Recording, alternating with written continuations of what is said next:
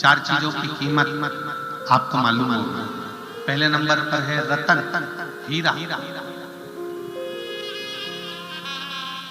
दूसरे नंबर पर है सोना। तीसरे नंबर पर है चांदी। चौथे नंबर पर है तांबा। इसमें सबसे कीमत वाला कौन सा? पहले नंबर पर है हीरा, दूसरे नंबर पर है सोना, तीसरे नंबर पर है चांदी, चौथे नंबर पर है तांबा। इसमें सबसे ज्यादा कीमत वाला कौन सा है? जम के बोलो जरा। हीरा, रतन।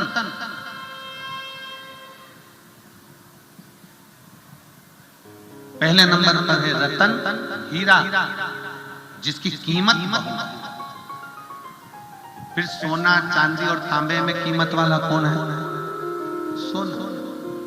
उसके बाद चांदी, फिर चार बताए हैं, रतन, सोना, चांदी, तांबा। उसी तरह चार अवस्था है, बचपन, जवानी, अधेड़ी और बुढ़ापा। बचपन मतलब हमारा जीवन रतन की तरह, हीरा, कीमत वाला।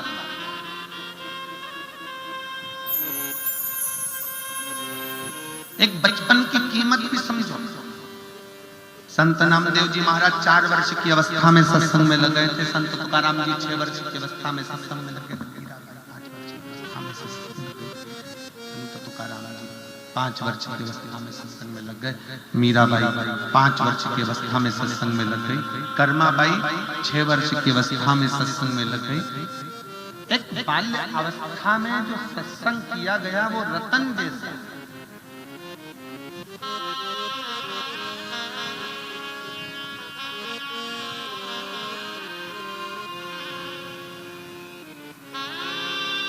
वो रत्न की तरह।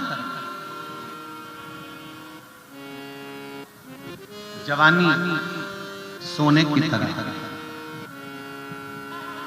अधेड़ी चांदी की तरह और बुढ़ापा तांबे की तरह। अब इसमें 2 कीमती हैं, एक आपका बचपन और दूसरे नंबर पर है आपकी जवानी। ये 2 इतनी कीमती है कि बचपन रतन को, हीरे को, रतन को, हीरे को जितना संभाल कर रखोगे, जितना संभाल कर रखोगे, उतना वो रतन चमकता रहेगा और आगे चलकर कुछ ना कुछ एक और कीमत वाला बन जाएगा। दूसरे नंबर पर है सोना। सोना मतलब आपकी जवानी।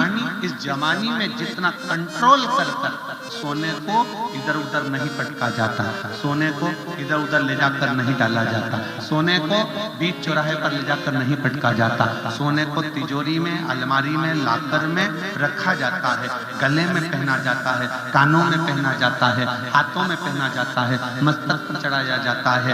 सोने को आप अपने तन पर धारण करते हो, हीरे को आप अपने तन पर धारण करते हो और वो कीमत वाला है। रतन माणिक कीमत वाले हैं, उसको संभालना है। जवानी सोना ये कीमत वाला है, इसको संभालना। और थोड़ी सी कीमत जिसकी घट जाती है वो चांदी, पांव की पायल है, अधेड़ी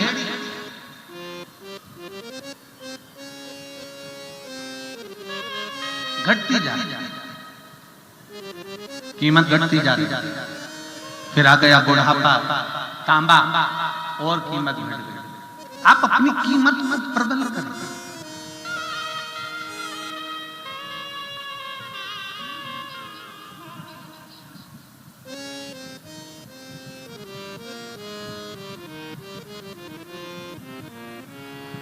मैंने मानव रतन तुझको हीरा दिया, मैंने मानव रतन तुझको हीरा दिया, तू गवाए गवाए तो मैं क्या करूं, तू यूं ही गवाए तो मैं क्या करूं।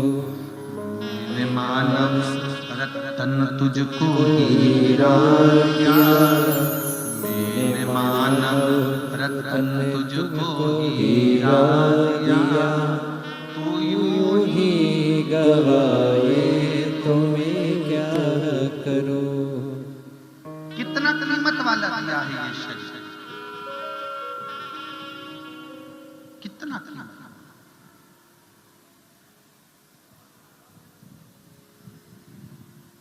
लोग कहते हैं हम भिखारी, लोग कहते हैं हम गरीब, लोग कहते हैं हम दरिद्र। शिव महापुराण की कथा कहती है मेरा शंकर जिसको भी पृथ्वी पर जन्म देता है कभी उसको भिखारी बनाकर पैदा नहीं करता, उसको करोड़पति बनाकर पैदा करता है।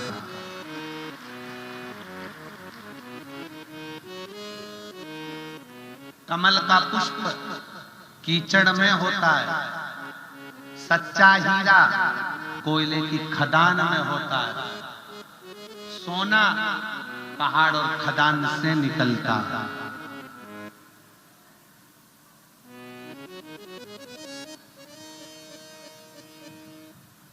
कोई कहे कि हमें भगवान ने गरीब बनाकर पैदा कर दिया, नहीं, मेरा परमात्मा कभी गरीब बनाकर पैदा नहीं करता। गरीब है आपकी सोच।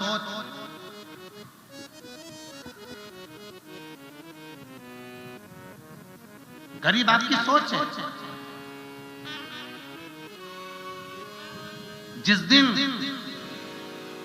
तुम्हारे पास में 10 रुपए हैं और उस 10 रुपए में से 1 रुपया निकाल कर तुम किसी भूखे को अगर भोजन करा देते हो, एक बिस्कुट भी खिला देते हो, समझ लेना उस दिन तुम गरीब नहीं हो, सेठों से भी बड़े सेठ हो, क्योंकि तुमने किसी को दिया।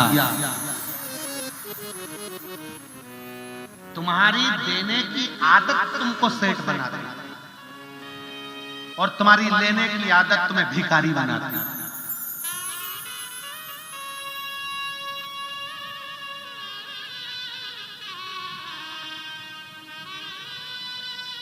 पहले के भोज में और आज के भोज में जमीन आसमान का अंतर है। पहले के समय में भोजन करने बैठते थे, शादी में पंगत लगती थी, पट्टी बिछती थी, उस पे बिठा दिया जाता था, सामने वाला आता था, पत्तल लगाकर खुद आता था, पत्तल लगाकर थाली लगाता था, सामने वाला आता, गुलाब जामुन रख कर जाता, रसगुल्ला रख कर जाता, पूड़ी रख कर जाता, सब्जी रख कर जाता, रायता रख कर जाता। आज पहले के समय में देने वाला खुद आता था। आज के जमाने में संसार में इन विदेशियों ने सबको भिखारी बना दिया। हाथ में प्लेट पकड़ा दी और बफेट के सामने दे दे भैया, दे दे भैया, भिखारी। अब ईमानदारी से बोलना, जितने साकरी के भक्त यहाँ पर बैठे हुए हैं, ईमानदारी से बोलो, बफेट की टेबल के पीछे जो वेटर खड़े हैं और तुम्हारे हाथ में हीरे की चूड़ी, सोने के जेवर और बनारसी साड़ी, और तुम्हारा पति लाखों कमाने वाला और सामने वेटर खड़ा है और तुम प्लेट लेके 1 गुलाब जामुन दे दे भैया।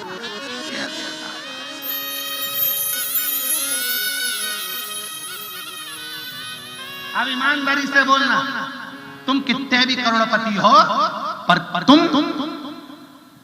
हम नहीं बोले, तुम कितने भी करोड़पति हो पर तुम उस स्थान पर भिक्षुक बन जाओ। और वो भले 500 रुपए में काम करने के लिए आया, उसके पास भले खाने के लिए कुछ नहीं है, तो भी सूट पहनकर अकड़ के साथ देता है, क्योंकि मैं अभी सेठ हूं, दे रहा हूं, तुम भी कुछ।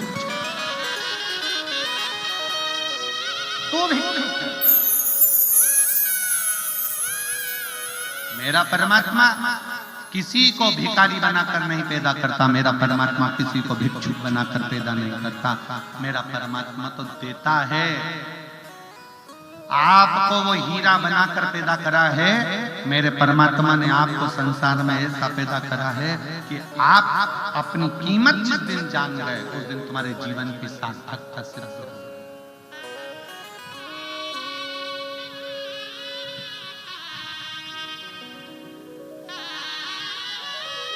कई लोग कह देते हैं बात बात में कई लोग लड़ाई झगड़े में कह देते हैं तू तो 2 कौड़ी का है। किसी को लड़ाई में कह दिया तू 2 कौड़ी का है, और वो जो व्यक्ति है वो लड़ने बैठ गया कि तूने मुझे 2 कौड़ी का कह दिया। अरे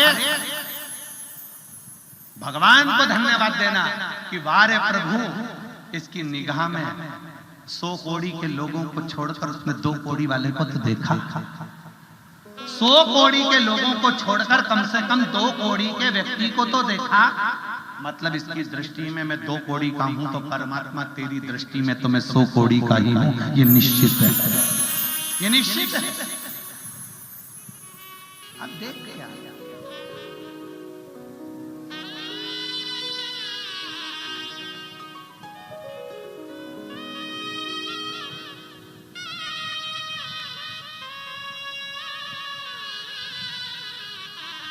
मेरा शिव किसी को भिखारी बनाकर पैदा नहीं करता। मेरा शिव किसी को भिक्षुक बनाकर पैदा नहीं करता। मेरा शिव किसी को गरीब बनाकर पैदा नहीं करता। मेरा शिव किसी को दरिद्र बनाकर पैदा नहीं करता। मेरा शिव सबको सेठ बनाकर पैदा करता है। सब सब सब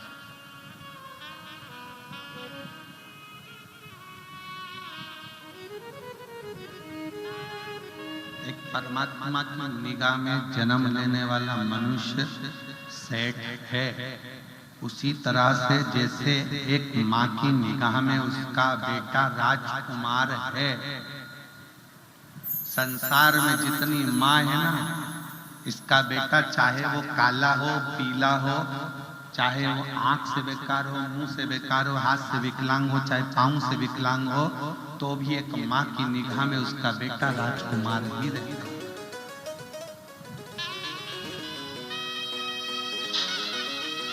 बोलो मेरी जीजियों, बचपन में आपने अपने बेटे को राजकुमार बोला कि नहीं बोला? अरे बोलो तो जम के, बोला कि नहीं बोला? कितने लाड़ से प्रेम से कहा मेरा बेटा राजकुमार बेटा, मेरा बेटा, मेरा राजा बेटा, मेरा राजकुमार बेटा, मेरा राजा बेटा। कितना प्रेम, कितना स्नेह।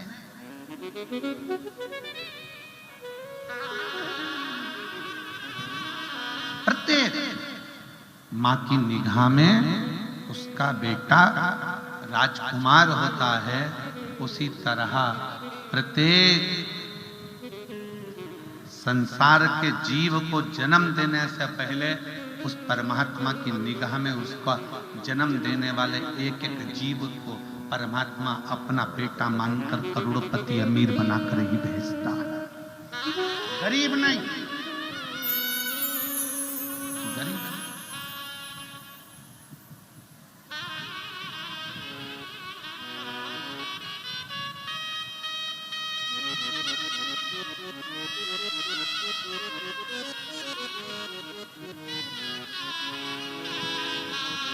गरीब नहीं। आपके देने की सामर्थ्यता आपको सेठ बनाती है। आपको देने की सामर्थ्यता आपको सेठ बनाती है। यहां पर कई बुजुर्ग माताएं बैठी हैं जो रोज भंडारा करती हैं। यहां कई बुजुर्ग पिता बैठे हैं, कई बूढ़े बूढ़े लोग बैठे हैं जो रोज भंडारा करते हैं। बस अंतर है उनके भंडारे में और तुम्हारे भंडारे में। पहले के समय में हमारे घर की बुजुर्ग माताएं, बुजुर्ग पिता रोज का भंडारा करते थे। आटा सिका हुआ, उसमें शक्कर मिली हुई, छोटे से कागज में बांधकर उसको लेकर जाते थे। पीपल के पेड़ के नीचे इतना इतना सा आटा शक्कर बुरबुरा देते थे। चींटियों का भंडारा हो जाता था। पहले के माता पिता थोड़ा सा चावल, ज्वार, मक्का छत पर ले जाकर डाल देते थे। चिड़िया पक्षियों का भंडारा हो जाता था। पहले के बुजुर्ग माता पिता आटे की गोली बनाकर नदी तालाब में डाल देते थे, जिससे उन मछलियों का, जीवों का भंडारा हो जाता था। वो भले गरीब होते थे पर भंडारा रोज करते थे। आज के सेठ से ज्यादा वो सेठ थे जो रोज किसी ना किसी का भंडारा किया करते थे, प्रतिदिन करते थे।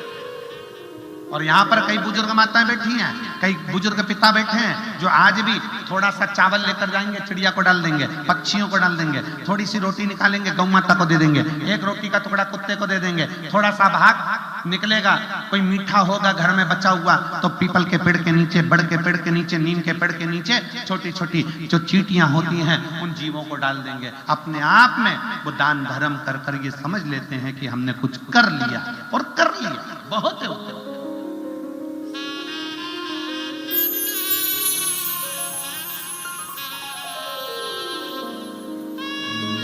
मानव जन्म तुझको ही दिया, तू यूं ही गवाए तो मैं क्या करूं। मैंने मानव जन्म तुझको ही दिया, तू यूं ही गवाए तो मैं क्या करूं। तू व्यर्थ गवाए, तो मैं करूं तो करूं क्या?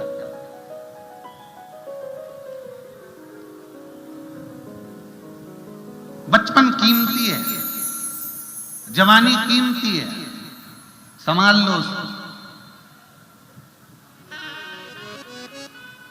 सती माता सती से देवऋषि नारद कह रहे हैं, मां आपके पति ने मना किया है आपको और आप जा रही हो। आपके पति मना कर रहे हैं और आप जा रही हो मां। सती माता कहती हैं कि मेरे पिता के अहंकार को समाप्त करवा दो।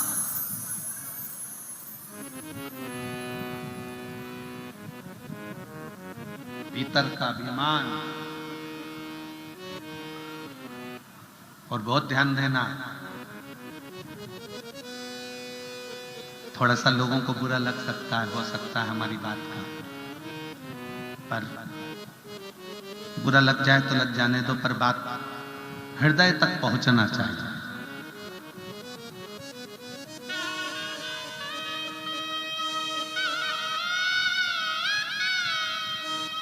ससुराल का अभिमान दामाद तोड़ देता है और दामाद का अभिमान ससुराल तोड़ देता है। कैसे? अर्जुन को अहंकार आ गया था,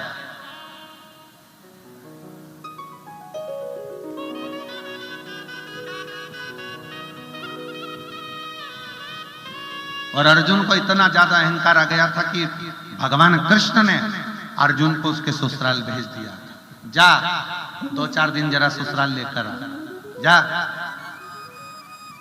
जाते जाते भगवान कृष्ण ने कह दिया 2-4 दिन में मत आना, कम से कम 2 महीने में आना ससुराल से। अर्जुन ससुराल गए। पहले दिन तो अर्जुन के लिए खाने के लिए 56 भोग आए, खूब सम्मान करा, दामाद दामाद दामाद दामाद कहकर।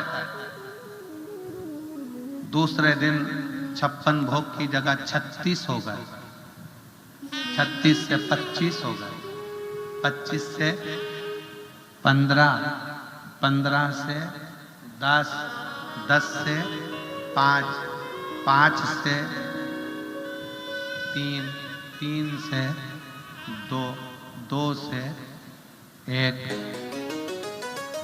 अब अर्जुन को आ गया गुस्सा। जैसे ही भोजन की थाली सामने आई और अर्जुन क्रोध में लाल हो गए। मैं तुम्हारे घर का दामाद हूं, मैं तुम्हारे घर का जमाई हूं, और मेरे भोजन की थाली में हस्तिनापुर में मेरे लिए 56 भोग लगते थे, तुमने केवल एक सब्जी, भाजी और एक रोटी, कोई मीठा नहीं, नमकीन नहीं, कुछ नहीं।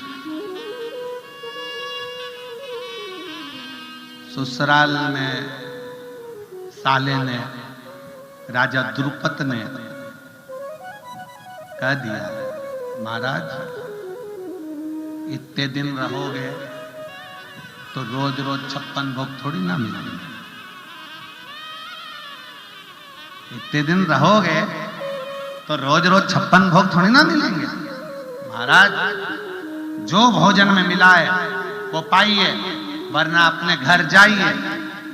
अर्जुन को क्रोध आ गया, मैं हस्तिनापुर का राजा और मेरा अपमान हो रहा है।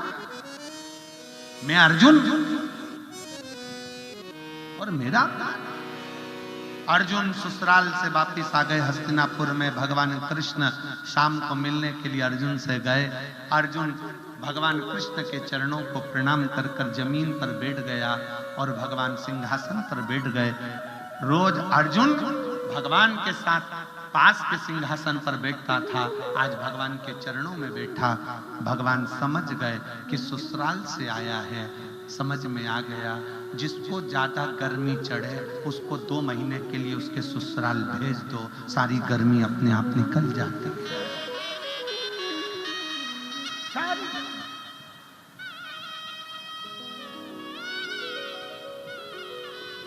पहली बार में जाओगे तो साला बात करेगा, साली बात करेगी, सास बात करेगी, ससुर बात करेंगे, रिश्तेदार बात करेंगे। 15-20 दिन रहते रहते ना साला बात करेगा, ना साली बात करेगी, ना ससुर बात करेगा, ना सास बात करेगी। धीरे धीरे धीरे धीरे सम्मान घटता चले जाता है। जिसको ज्यादा अकड़ है, जिसको ज्यादा गर्मी लगे उसको भेज दिया जाए 2 महीने के लिए, 1.5 महीने के लिए चले जाए। और फिर निवेदन, बड़ा ध्यान देना महाराज, समझने वाला विषय है।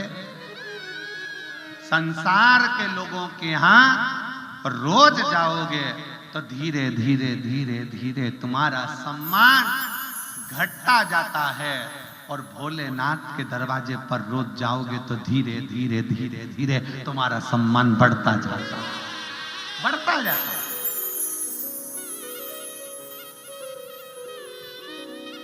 परिवार में, नातों में, रिश्तों में, कुटुंब में, कबीले में, संबंधों में तुम्हारा सम्मान रोज जाने पर घटेगा, पर शंकर की कथा में, शंकर के मंदिर में रोज जाने से तुम्हारा सम्मान बढ़ेगा, घटेगा नहीं।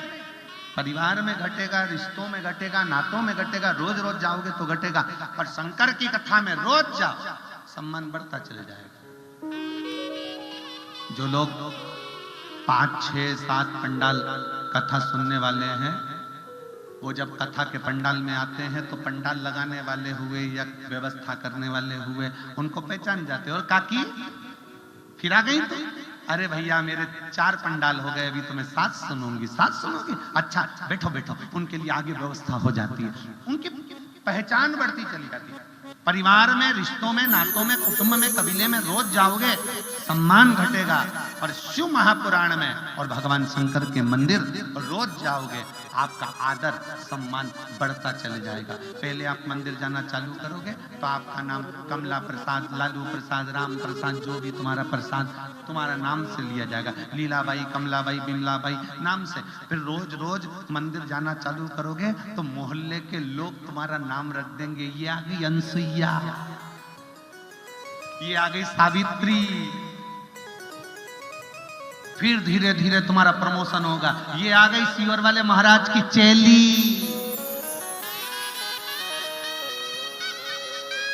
फिर नाम चेंज होगा, फिर नाम चेंज होगा।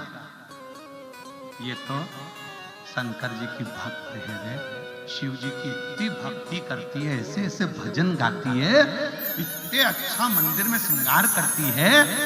अब तुम्हें लोग शिव भक्त के नाम से जानने लगेंगे। ये प्रमोशन है अपना, ये प्रमोशन है, ये शिव भक्त है।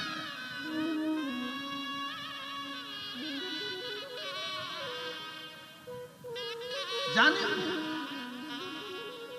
धीरे धीरे परिवार में, नातों में, रिश्तों में, कुटुंब में, कबीले में, संबंधों में थोड़ा थोड़ा सम्मान घटता जाता है रोज मिलने पर शंकर से रोज मिलने पर सम्मान घटता नहीं है। शंकर से रोज मिलने पर सम्मान बढ़ता चलता है, रोज बढ़ता, प्रतिदिन बढ़ता।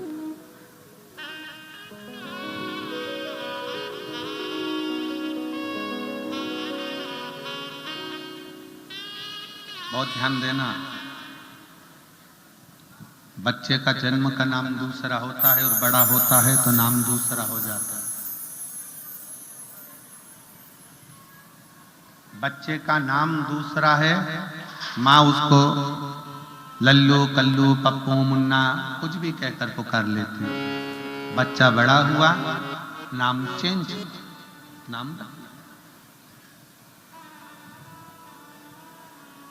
बड़े होने पर तुम्हारा नाम बदल जाता है, उसी तरह शंकर के मंदिर रोज रोज जाना चालू कर दो, तुम्हारा भी नाम बदल जाएगा। लोग तुम्हें नाम से नहीं, मेरे भोले बाबा के भक्त के नाम से जानना प्रारंभ कर दो। नाम चेंज।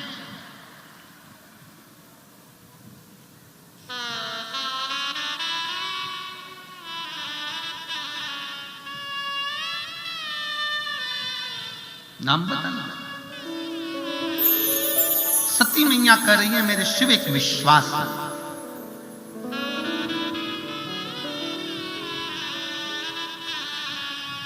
सती मैया कर रही है, शंकर विश्वास भरोसा। आप अपने पति के मना करने पर भी जा रही है, अपने मायके? हाँ, मेरे पिता का अहंकार मेरे शिव ही तोड़ सकता।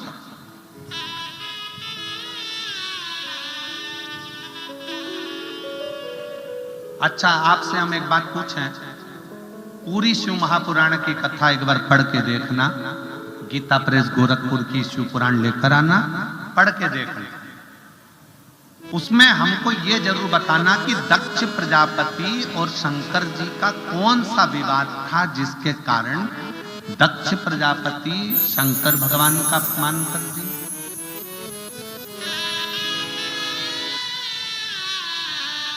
दक्ष प्रजापति भगवान शिव जी का अपमान कर दिए। कौन सा विवाद था? उस विवाद को हमें बताओ एक बार, कि शंकर भगवान की और दक्ष प्रजापति का झगड़ा कौन सा था? कौन सी लड़ाई थी जो दक्ष प्रजापति शंकर भगवान से इतना बैर करते थे, उनका अपमान कर दिया, उनको अपशब्द कर दिया? झगड़ा कौन सा था? कोई झगड़ा नहीं। शंकर भगवान का और दक्ष प्रजापति का कोई झगड़ा नहीं था। केवल थोड़ा सा फिर कहेंगे, कटोरी में विष आ गया, तुमने पी लिया तो तुम अकेले मरोगे, पर कान में कोई दूसरा विष निंदा का भर जाता है तो व्यक्ति अकेला नहीं मरता, पूरे परिवार को लेकर मरता है। पत्नी के कानों में विष डाल दिया पति के प्रति, पति भी गया पत्नी भी गई। पति के कानों में विष डाल दिया पत्नी के प्रति, तेरी पत्नी ऐसी है, मार्केट में दिखी, वो हुआ, ऐसा हुआ, वह हुआ।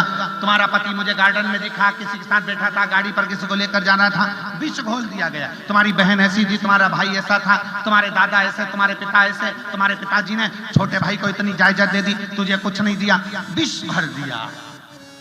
बाजार में मिलने वाला विष केवल एक व्यक्ति को मारता है, और मोहल्ले में रिश्तेदारों में ना जाने कौन सा एक विष कानों के अंदर घोल दिया जाता है, जिससे पूरा परिवार मर जाता है। पूरा परिवार।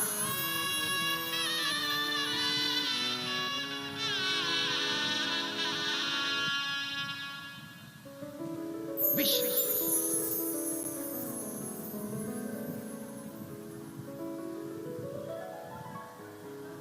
एक बहुत अच्छा एक साहूकार का एक बेटा था, बड़ा अच्छा, बहुत अच्छा, शंकर का बड़ा भक्त था, शिव जी की भक्ति बहुत करता था। पर उसी नगर में जहां साहूकार रहता था, साहूकार का लड़का रहता था, उसी नगर में एक बहुत सिद्ध एक साधु रहते थे।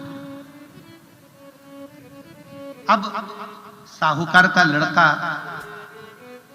शंकर जी के मंदिर में जाकर झाड़ू लगाना, पोछा लगाना, भजन करना, कीर्तन करना, मंत्र जाप करना, नाम जाप करना, स्मरण करना।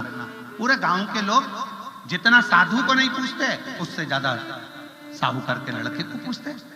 साहूकार का लड़का आता, लोग उसका आदर करते, सम्मान करते, सत्कार करते। अब साधु को बड़ा बुरा लगने लगा।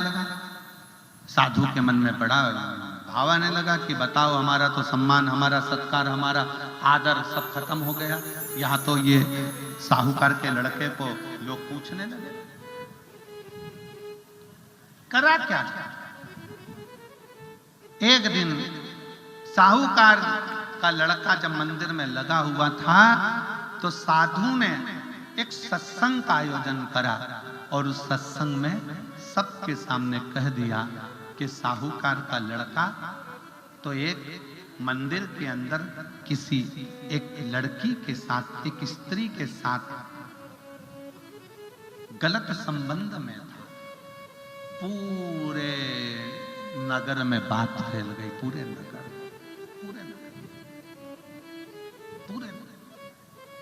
साहूकार के लड़के को लोग थू थू करने लगे, आदर देना बंद कर दिया, सम्मान करना बंद कर दिया, सत्कार करना बंद कर दिया, उसको बुलाना बंद कर दिया। साहूकार के कानों में खबर पहुंच गई कि मेरे लड़के के ऊपर इल्जाम लगा है। साहूकार की आंख में जल था तो बेटे ने पूछ लिया, पापा, पिताजी, बाबूजी, आप रो क्यों रहे हो? बेटा, तू मंदिर जाता है, अर्चना करता है, पर गांव के लोगों ने तेरे ऊपर इल्जाम लगाया है। गांव में जो साधु बाबा रहते हैं उन्होंने तेरे ऊपर इल्जाम लगाया है कि तूने किसी लड़की के साथ, किसी स्त्री के साथ गलत संग रखा। बेटा कहता है, बाबा, मैं अपने महादेव के जटा में जो गंगा है ना, उस गंगा का स्पर्श कर कर कहता हूं कि तेरा बेटा गलत नहीं है, गलत नहीं है।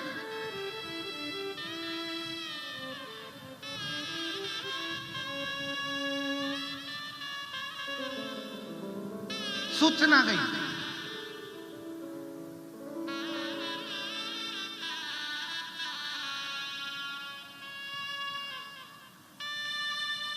साहूकार का बेटा पहुंच गया पंचायत में, सरपंच के पास सूचना करी कि मैं गलत नहीं हूं, साधु ने मेरे ऊपर इल्जाम लगाया, सिद्ध करे साधु। सरपंच साधु को बोला, साधु,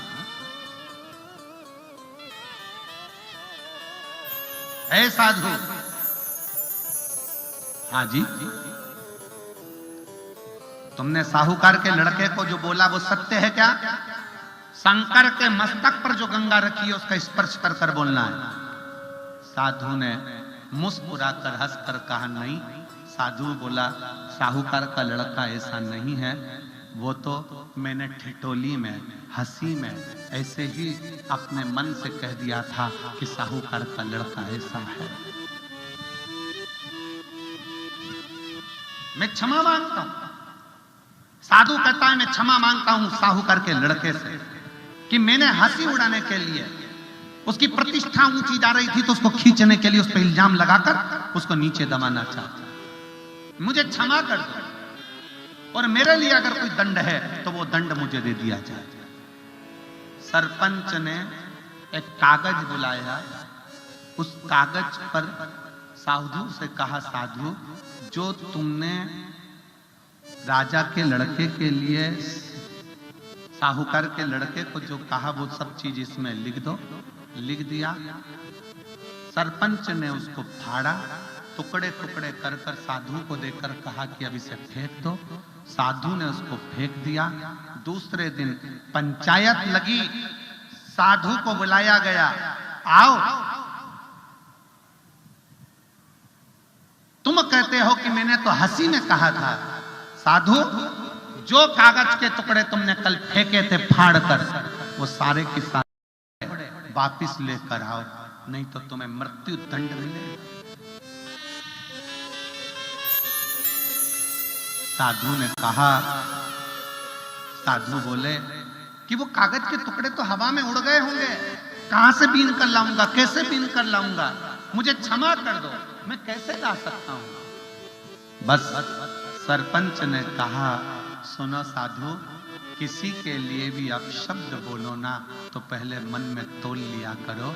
जैसे कागज के टुकड़े बिखर जाते हैं, हवा में उड़ जाते हैं, फिर वापिस नहीं आते, उसी तरह किसी के लिए आप शब्द कह दिया, वो भी तो दुनिया के लोगों में पहुंच जाता है और उसका दोष आखिरी में व्यक्ति को भोगना पड़ता है।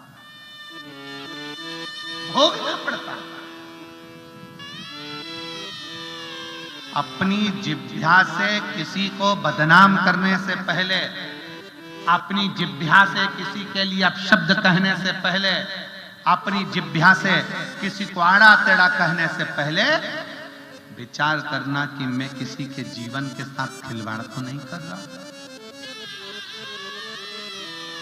अपने मोहल्ले की लड़की, अपने मोहल्ले का लड़का, अपनी सोसाइटी की लड़की, अपने सोसाइटी का लड़का, अपनी कॉलोनी की लड़की, अपने कॉलोनी का लड़का, और हम विचार गलत बना लेते हैं। कोई ने बात करी, विचार गलत आ गया। किसी की बहू ने बात करी, विचार गलत आ गया। किसी के लड़के ने बात करी, विचार गलत आ गया। और हमने 4 लोगों में जाकर कह दिया, और धीरे धीरे धीरे धीरे वो पूरे नगर में, पूरे मोहल्ले में फैलता चले गया। लोगों के मन में गलत सोच आती चली, गलत विचार आते चले।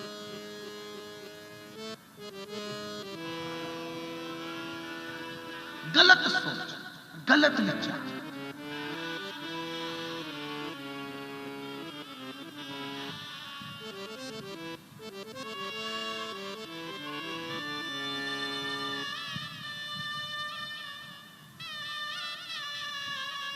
अच्छा सोचिए, अच्छा विचार करिए, अपनी बुद्धि को श्रेष्ठ बनाने का प्रयास करिए, अपनी बुद्धि को श्रेष्ठ बनाओ, अच्छा सोचने का प्रयास करिए।